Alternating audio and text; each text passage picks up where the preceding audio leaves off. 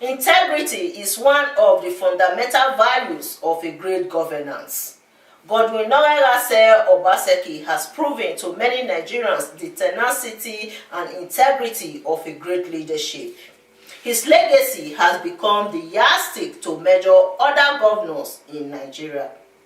There will be zero tolerance for corruption in our local governments. I have instructed the ICPC to go into partnership with the Local Government Service Commission and the Ministry of Local Government. We will not, as a government, tolerate corruption anymore in the local governments. Even the former president of Nigeria, Olusegun Obasanjo, says that if 50% of the governors in Nigeria can perform like Godwin Obaseki, Nigeria will fulfill its destiny. And I say to the governor that from what I have heard, he should continue along the way he's going. Now, if what the governor is doing here, if we have 50% of our governors performing, then Nigeria will be on the way to what God has created it to be. The current governor of Edo State, Godwin Obaseki, his reputable governance has made him one of the best governors that Nigeria has produced. He is very transparent in his policies, is accountable and consistent. Remember, before he became the governor of Edo State in 2016, he was a technocrat. He served as the chairman of Edo State Economic Strategy Team, implemented by former Governor Adams Oshiomhole in 2009. Before I will do the analysis of his policies, let's look at his biography. Godwin Obaseki was born on July 1st, 1957 into the family of Obaseki in Benin City, Edo State of Nigeria. Obaseki is the third child of late Pa Roland Obaseki of Omuna Street, Ogbelaka Quarters, Benin City. He attended St. Matthew's Primary School and Egosa Grammar School in Benin City. Obaseki later proceeded to the University of Ibadan, where he obtained his bachelor's degree in classics. He served his mandatory one-year National Youth Service in Jos, Plateau State. He later left Nigeria to the United States to attend Columbia University and Pace University in New York, where he obtained an MBA in Finance and International Business. In 1992, Obaseki became the founding secretary of a US-based Africa Chamber of Commerce and a director of the Junior Achievement of Nigeria. Godwin Obaseki started his career in 1983 with Capital Trust Brokers Limited, Lagos, as a stockbroker, where he excelled and subsequently worked with International Merchant Bank. In 1988, he joined AVC Funds Limited, Lagos, where he served as a project manager and led the core team that set up two of the new generation banks, which eventually changed the face of the banking industry in Nigeria. Between 1993 and 1995, he worked in New York as a principal of Equatorial Finance Co., a financial advisory firm with a focus on Africa and providing structured trade finance for African-related transactions through credit, financial advisory, and risk insurance. He founded AfriVest West Africa Limited in 1995 as the pioneer managing director. Obaseki served as the chairman of the Edo State Economic Strategy Team, implemented by Adams Oshiomhole in 2009. He later stepped down from his position as the chairman of the board of directors of AfriVest in September 2016 to contest for governorship election in Edo State. Godwin Obaseki, popularly called Wait and See Governor, is the current governor of Edo State. When he finally became the governor of Edo State in 2016, he realized that there were a lot of problems in the state. He quickly reformed the policies that gave powers to some state actors to intercept people's vehicles for monetary gain, and those who were responsible for using the state power to suppress other citizens and constituting nuisances in Edo State. Just take a look. Most of us grew up in this state. This is home for us. And this is not where we grew up. And this is not how we grew up. When the change occurred in 2016, I had no doubts in my mind that I should jump into the fray to continue the reform which we had started. But what I didn't realize was that the rot was so deep and fundamental. And it was not just a rot that expressed just you saw its physical expression, but it was becoming cultural. In the country, you come in here, you cannot drive through the city. You had warlords that had taken possession. When we had to clear Lagos Street, we found out that people had erected stores, shops on Lagos Street. When I took over, it became clear that there was a lot more work to do. And I just could not understand why Oredo, for instance, our local government, on a monthly basis, will not earn more than 5 million naira as taxes. Meanwhile, there were non-state actors who were celebrating their billions. And the banks that were lodging these monies into were coming to offer them things like promotional vehicles and all in your town. And once I came in, these non-state actors obviously began to almost physically threaten the state. I had no choice but to dislodge them. In good faith, I thought this was something we had all agreed to do. Just few months in the office, he responded to the request of the Oba of Benin and implemented a policy that reduced the power of Community Development Association, CDA, in Edo State.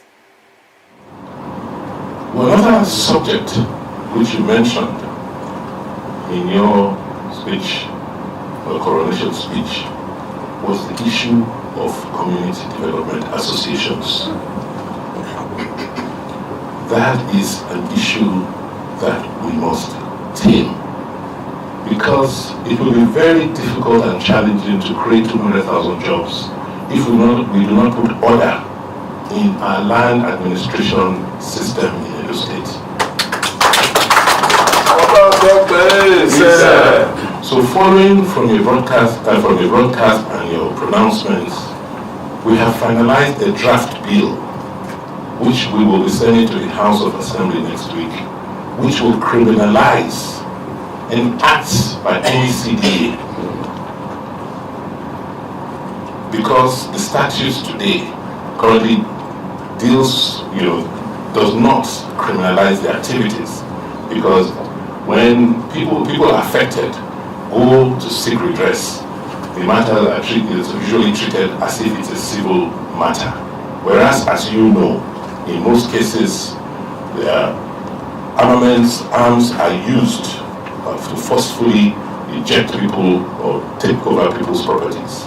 So from sometime next week, we'll be sending a bill to the House of Assembly, which will in effect create sanctions, criminal sanctions for people who undertake such actions. Few days ago, the governor inaugurated a committee for the Benin City Seaport project. The government is currently working to establish a seaport in Gelegele, Edo State. Creating a seaport in Gelegele will help to transform the state into an economic hub in Nigeria. I am delighted to perform the inauguration of the Benin City River Port Technical Committee. You recall that on Thursday, January 19th, 2017, the Technical Committee on the Development of the Benin Seaport was inaugurated and their report submitted in October 2017. In 2018, the Edo State government signed a memorandum of understanding with China Harbour Engineering Company, CHEC, to develop a feasibility study report on this project, and this has been completed. To further strengthen the work done by the initial technical committee and boost the economic potentials of the state, the inauguration of the Benin City River Port Technical Committee cannot be overemphasized in the development of an ultra-modern port facility to international standards. Today, what we have decided to do is Because of the progress we have made in sourcing the financing to date for this project, we should now set up a technical committee to review what has been done to date, the feasibility study, the design, the operational aspects, because at the end of the day, what we've done to date is just to talk about building the infrastructure. Who is going to operate the port? Who is going to own the port? How is the applications to the various authorities and agencies to get the port started? These require technical inputs, which require inputs of professionals and specialists. So the purpose of this committee is to look at what we have done to date, ensure that the port we are building aligns with the objectives which we started with. And also, we begin the process of fast-tracking all the other work that needs to be done. In order to be self-reliant in power supply in Edo State, the governor established an independent power plant, the Azura Edo Power Plant. His policies have boosted employment in the state. Just take a look. Edo State, under Governor Obaseki, in view of improving economic prosperity, has implemented various programs to balance the current and future needs of citizens. The question he asked, however, was, can any meaningful development happen in a state without regular power supply? And my people, the people of Edo State, know that this exists. So they know that there's power here. So how do I explain to them why they're in darkness?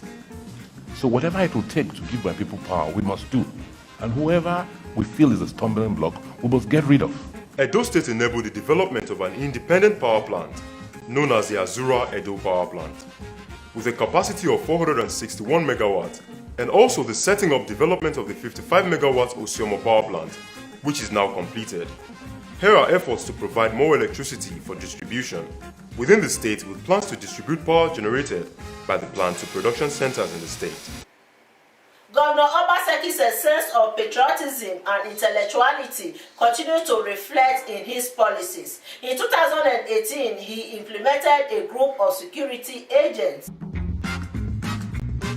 This is the new and revamped ENSMA, born out of the government desire to ensure proper direction, control and supervision of all vehicular and pedestrian traffic, made up of trained men and women who are more civil, better equipped and operate within the ambit of the law.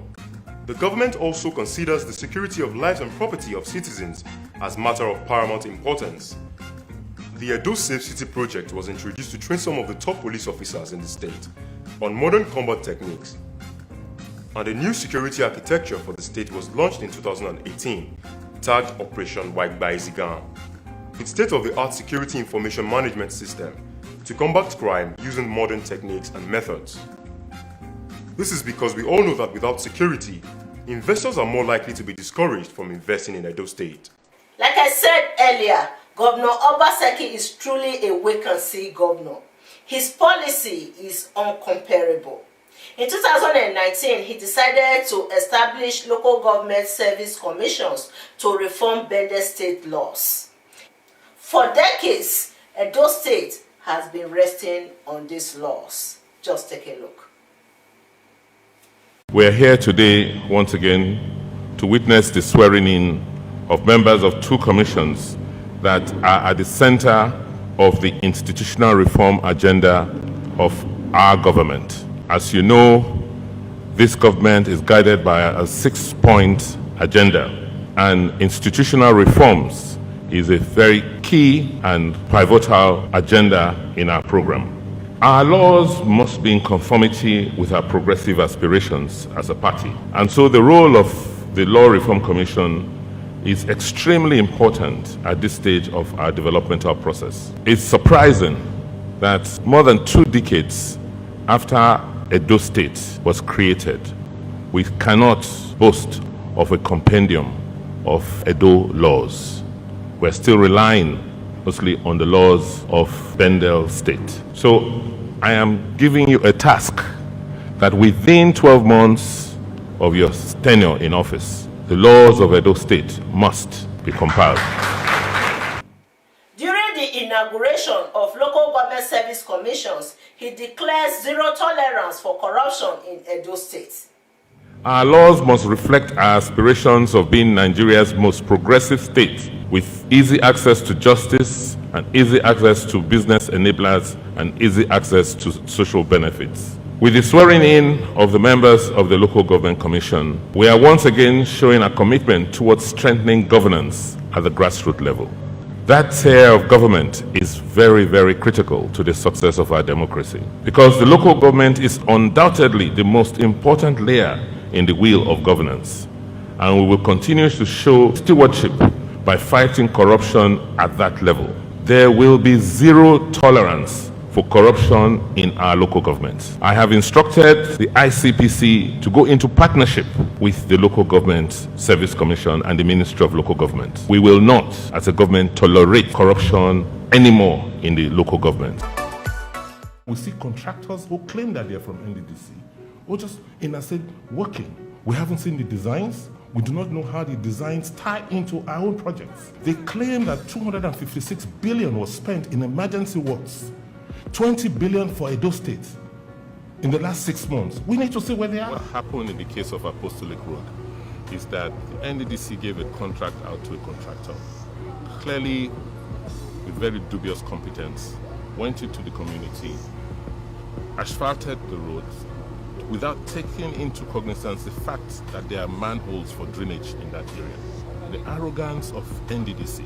They awarded contracts without reference to the state government, without caring about the infrastructure, the drainage infrastructure, and the contractor went in. Even when members of the community were advising the contractor not to block the manhole, he disregarded them.